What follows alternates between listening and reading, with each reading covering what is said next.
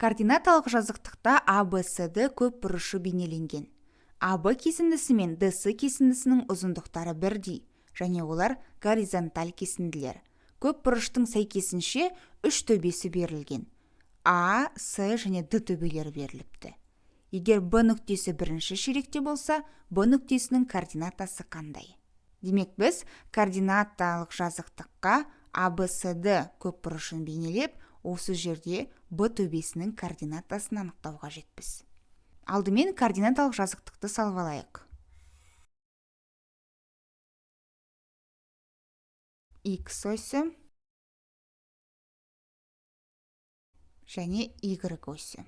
Бізге ABCD-ның үш төбесі берілген. Осы үш төбесін көрсетейік. А төбесінен бастайық. А төбесінің координатасы X1-ге, Y1-ге тең екен. Демек, міне X1 мына жерде, Y1 мына жерде, екеуінің қиылысқан нүктесін осы деп көрсетеміз. Міне А төбесі. Келесі С төбесі. X 4,5-ге тең екен. 2, 3, 4 мына жерде, мына жер 5. 4 пен 5-тің ортасы 4,5. Y-гі 4-ге тең екен. 2, 3, 4. 4-тен 10-ға қарай жүреміз, және 4,5-нан жоғары қарай жүрсек, екеуін қиылыстырамыз, және бізде нүкте пайда болады.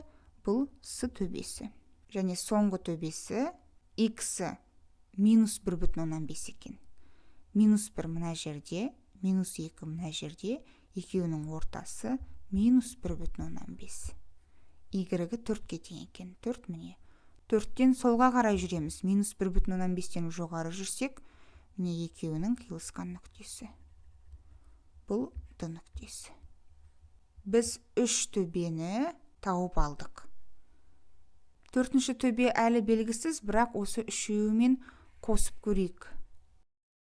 Бізде ABCD фигурамыздың қабырғалары шыға береді.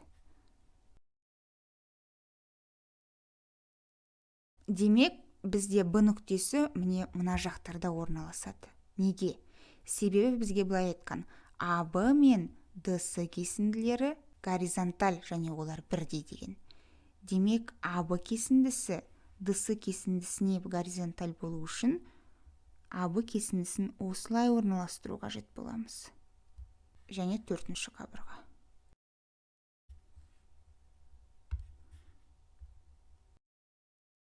Демек, мына бір жерде Б нүктесі орналасады. Бізге осы Б нүктесінің координатасын табу қажет. Д-ның координатасы минус 1,5 және 4. С-ның координатасы 4,5 және 4. А-ның координатасы.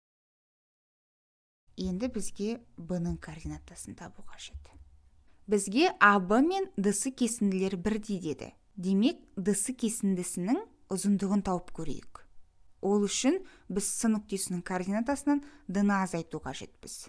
X-тарын ғана алайық, сонда 4,5-тен азайтамын. D нүктесінікін D, бізде 1,5, минус 1,5. Бұл тең болады 4,5 минус көбейтіліп плюсті береді. 1,5. Екеуін қоссақ 6-ны береді. Демек, DC кесіндісінің ұзындығы 6. Онда АБ-ның да ұзындығы 6 болу қажет. Бұл ұзындық бізге қазір координатасын табуға көмектеседі. Мына жерге біз X осіндегі нүктені, мына жерге Y осіндегі нүктені көрсету керекпіз. Міне, бұлайынан төмен түссек, X осіндегі нүкте. Біз дәл білмейміз қайсысы екенін. Енді Y-іне қарасақ, Y-ге қарай жүрсек, бірді көрсетіп тұр. Демек, Y-гі бірге тең.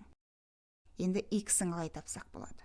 Жаңа біз мына 6-ны шығару үшін С нүктесінің X-нен D нүктесінің X-ін азайттық. Демек, дәл солай Б нүктесінің X-і бізге белгісіз. X. Бұдан азайтамын А нүктесінікін. А нүктесінікі бізде бірге тең. Бұл тең болу керек нешеге? 6-ға. Осы теңдеуді шығарып жіберсек, X тең 7-ге болады. Демек, біз белгісіз нүктені таптық. 7. Сонымен Б нүктесінің яғни b төбесінің координатасы 7 мен 1. X 7, Y 1 екен.